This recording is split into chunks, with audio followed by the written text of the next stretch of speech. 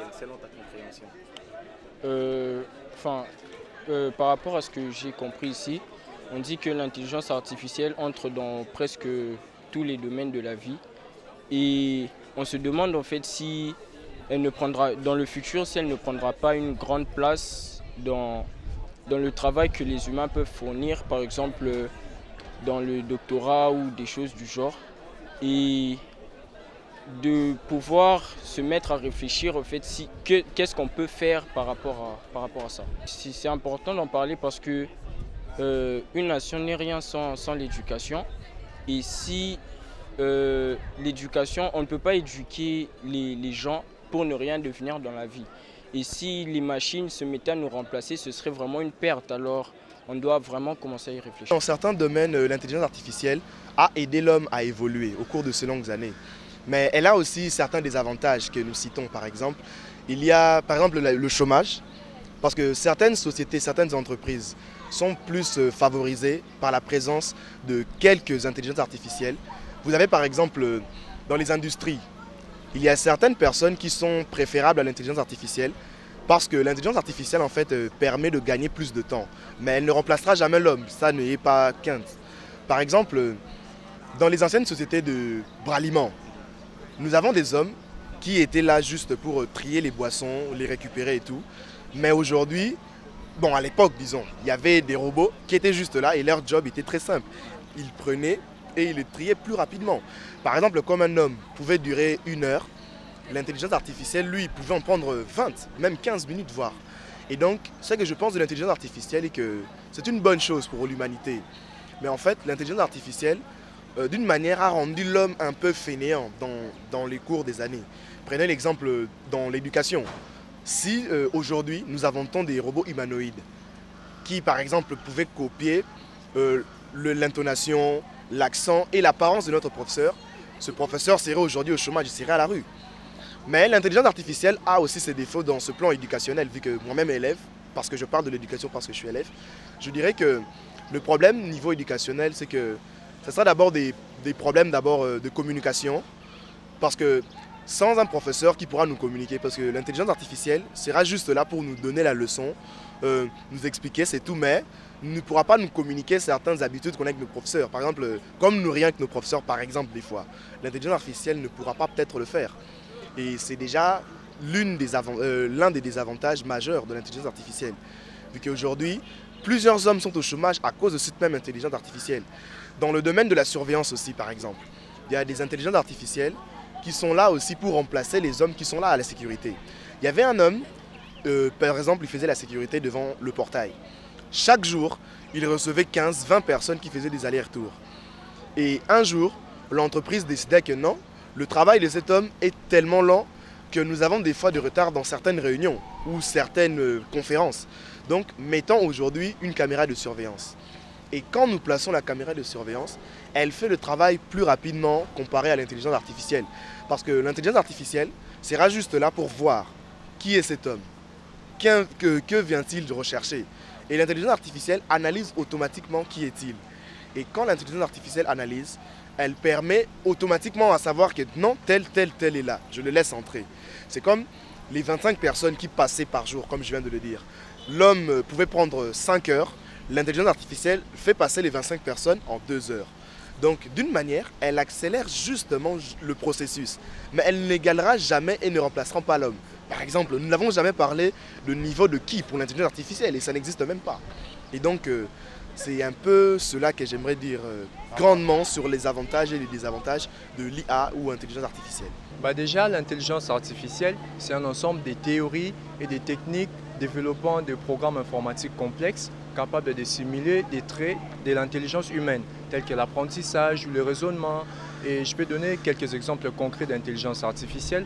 On a par exemple la reconnaissance faciale qui reconnaît votre visage. On a par exemple les assistants vocaux virtuels. On a aussi par exemple le correcteur des textes. Vous tapez mal un texte et puis votre clavier corrige ce que vous avez écrit. Et exemple encore, il y a des voitures autonomes, des voitures carrément automatisées qui roulent sans l'intervention du conducteur.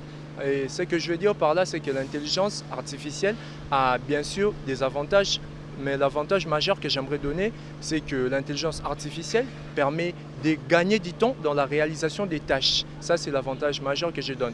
Gagner du temps dans la réalisation des tâches. Par exemple, il y a des industries ou des usines qui nécessitent un travail acharné et tout parce qu'un homme peut fatiguer pendant que la machine ne fatigue pas. Donc, il y a certains domaines tels que dans des industries, etc., où on nécessite la présence de l'intelligence artificielle.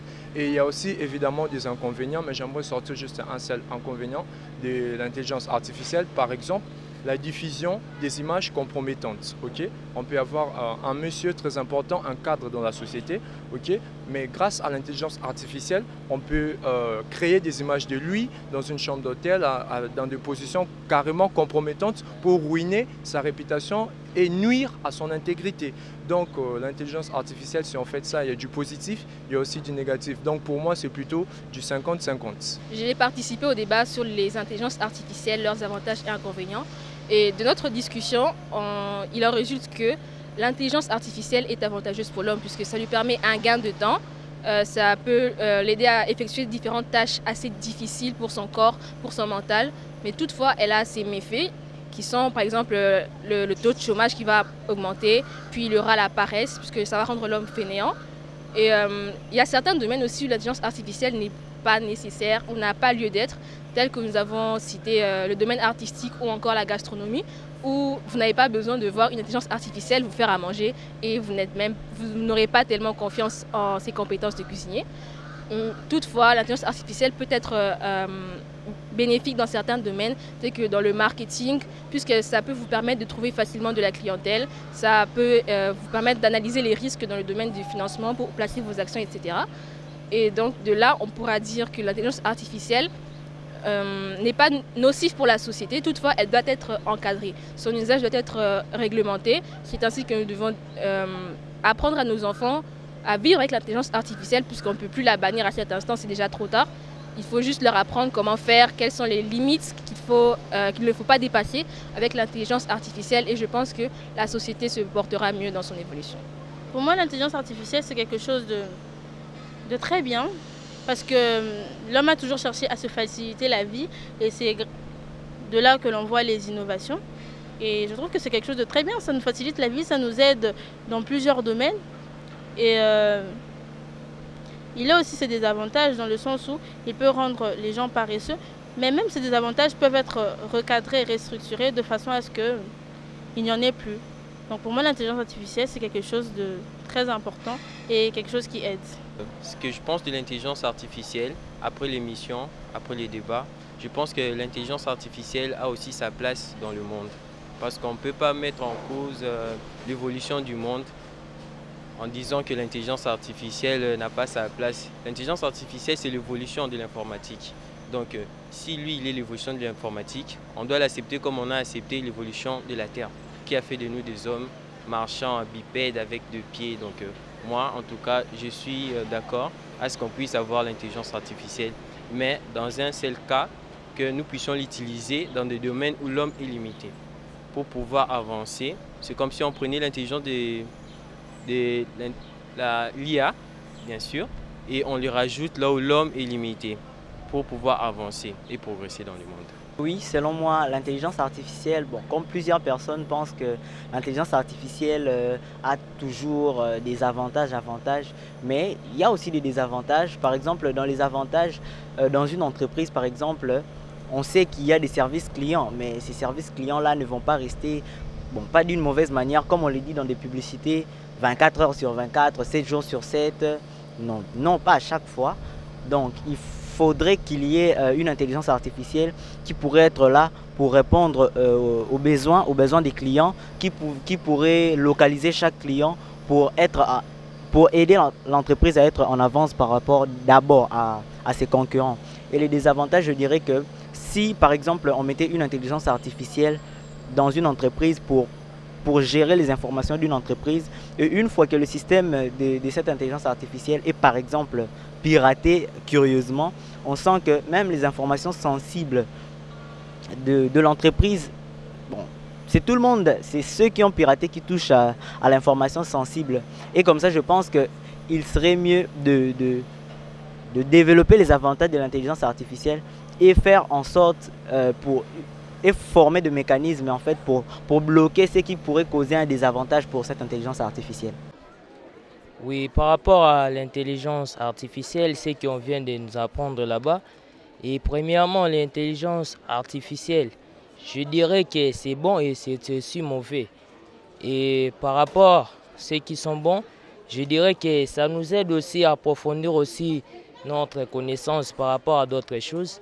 Mais c'est mauvais car ça nous donne vraiment cette habitude d'être paresseux, d'avoir pas beaucoup de choses à beaucoup lire, mais plutôt à s'intéresser ou à se référer des choses qui sont déjà faites. C'est pour cela vraiment l'intelligence artificielle. Je dirais que dans ce deuxième point-là, c'est mauvais parce que ça nous rend fainéants et fainéantes. Car dans notre niveau que nous sommes maintenant, nous devons vraiment beaucoup approfondir notre mémoire. Nous devons vraiment beaucoup forcer à lire et à faire d'autres choses. Mais par rapport à l'intelligence artificielle plutôt, c'est un niveau que ça nous détruit moralement. Est-ce que c'est important d'en parler dans les écoles? Non, ce n'est pas important d'en parler parce que vraiment, ça nous détruit moralement. Parce qu'il y a d'autres choses que tu peux prendre le temps de lire et de réviser les notes, mais tu vas te référer toujours dans d'autres choses, telles que dans des applications qui a déjà beaucoup de choses dans l'intérieur. Tu sais bien que si je n'ai pas lu, j'irai toujours voir ces copies-là et je vais m'approfondir sur ça. C'est pour cela que ce n'est pas vraiment efficace et vivement souhaité que dans les milieux éducatifs de parler de l'intelligence artificielle. En même temps, nous avons des avantages et en même temps, on peut parler des désavantages. Parce qu'on venait de nous apprendre quelque chose que nous ne connaissons pas maintenant, nous avons une connaissance sur ça.